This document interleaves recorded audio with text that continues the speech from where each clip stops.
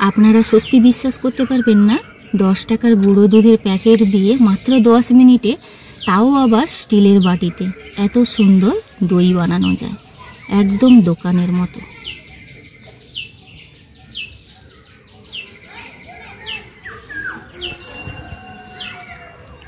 তো আপনারা দেখুন চারদিক থেকে কত সুন্দরভাবে জমাট বেঁধেছে। নমস্কার বন্ধুরা, আমার চ্যানেলে আপনাদের সবাইকে স্বাগত। আজকে আমি এমন একটা রেসিপি আপনাদের সঙ্গে শেয়ার করব, সবাই ছোট বড় খুবই ভালোবাসে, মিষ্টি দই। তো আমাদের গ্রামাঞ্চলে সবসময় কিন্তু মিষ্টি দই, আমাদের এখানে মিষ্টি দোকানও নেই যে পাওয়াও যায় না, সেক্ষেত্রে হলে অনেকটা দূরে গিয়ে কিনতে হয়। একটা সহজ পদ্ধতিতে আপনারা সামান্য কিছু গুঁড়ো দুধ দিয়ে মাত্র 10 মিনিটের মধ্যে মিষ্টি দই বানিয়ে ফেলতে পারবেন, তাও আবার দোকানের মতন। চলুন দেখে নেওয়া যাক কীভাবে আমি এই মাত্র 10 মিনিটের মধ্যে মিষ্টি দইটি বানাচ্ছি। এখানে আমি 1 বাটি জল নিয়েছি। এখানে দুটো 10 টাকা দামের গুঁড়ো দুধের প্যাকেট নিয়েছি। এই গরম জলটাতে তৈরি করেছি এই বাটির মধ্যে নিয়ে নেব, মানে দুধের মধ্যে।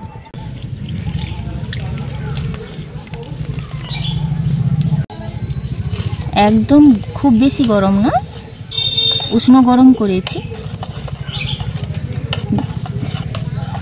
দুধটা মিলিয়ে যাওয়ার মতো এইভাবে কিন্তু জলটা গরম করেছি। কড়াইতে দিয়ে দিচ্ছি চিনি। চিনিটাকে কোনোভাবে নাড়াচাড়া করব না, এই পর্যায়ে কিন্তু কয়েক সেকেন্ড ছেড়ে দেওয়ার পর কিন্তু ক্যারামেল তৈরি হয়ে যাবে। কয়েক সেকেন্ড এইভাবে রাখার পর দেখুন চিনিটা গলতে শুরু করেছে।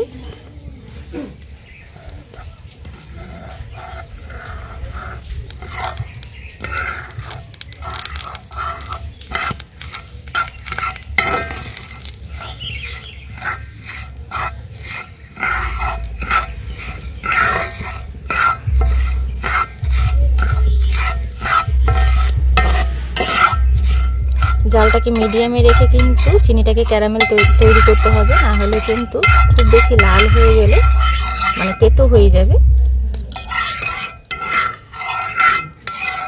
এই পর্যায়ে আমি দুধটা যে তৈরি করে রেখেছিলাম দিয়ে দেব।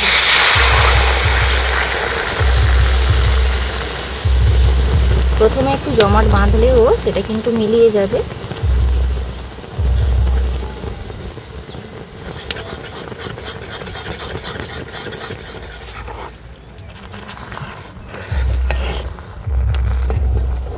এইগুলো জমাট বেঁধে গেছে, ফুটতে ফুটতেই কিন্তু দুধের সঙ্গে মিলিয়ে যাবে।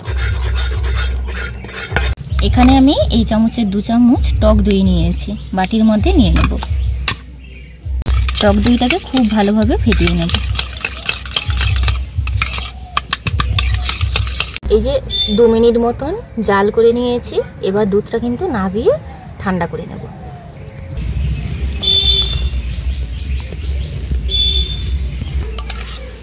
এই টক দইটা খুব ভালোভাবে ফেটিয়ে নিয়েছি, খুব বেশি নেওয়ার দরকার নেই।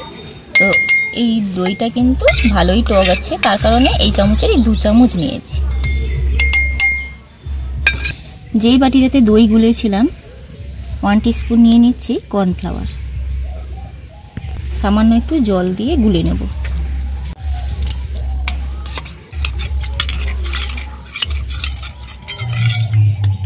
এই কর্নফ্লাওয়ার 1 টিস্পুন দেওয়ার কারণে কিন্তু মাত্র 10 মিনিটের মধ্যেও শক্ত দইটা বসাতে পারবেন।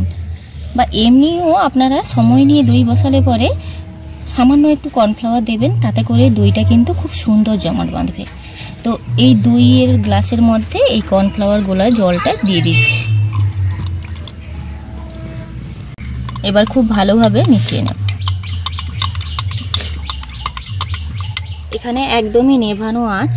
এই প্যানটা কিন্তু হালকা করে ধুয়ে নিয়েছি, অল্প পরিমাণে জল দিয়ে দেব। ততক্ষণে এই যে দুধটা নাবিয়ে রেখেছিলাম আঙুল ডোবানোর মতন কিন্তু ঠান্ডা হয়ে গেছে। এইভাবে আঙুল ডোবানোর মতন গরম থাকতে হবে। কিছুটা দুধ এই গ্লাসের মধ্যে নিয়ে ফেটিয়ে নেব, খুব ভালোভাবে ফেটিয়ে নেব।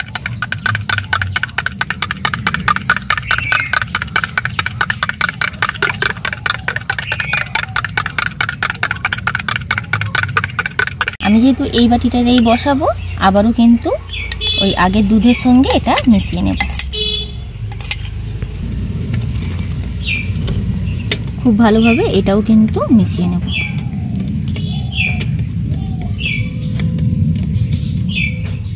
অল্প একটু জল দিয়ে দিয়েছিলাম, তো হাঁড়ি বসানোর স্ট্যান্ডটা আমি দিয়ে দিয়েছি, উল্টে দিয়েছি বাটিটা যাতে সহজভাবে বসানো যায়। তো এই বাটিটা বসিয়ে দেব, নেভানো আছে 10 মিনিট বসিয়ে রাখবো। 10 মিনিট নেভানো আছে, এইভাবে বসিয়ে রেখেছিলাম। তো এটা বের করে আনবো এখন।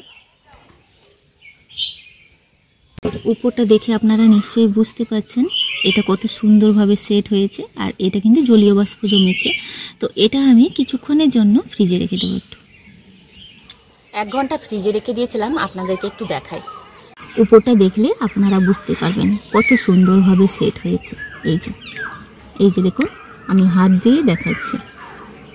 বাটিটাও সাইড করলে কোনোভাবে পড়ে যাবে না। এই যে আপনারা সত্যি বিশ্বাস করতে পারবেন না, 10 টাকার গুঁড়ো দুধের প্যাকেট দিয়ে মাত্র 10 মিনিটে, তাও আবার স্টিলের বাটিতে, এত সুন্দর দই বানানো যায়, একদম দোকানের মতো।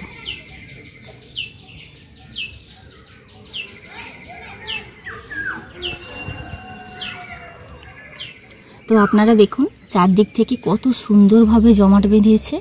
আপনাদের হাতে যদি সময় থাকে তাহলে কিন্তু, যদি ফ্রিজ না থাকে তাহলে আপনারা কিন্তু 5-6 ঘন্টা এমনি নর্মালি রেখে দেবেন।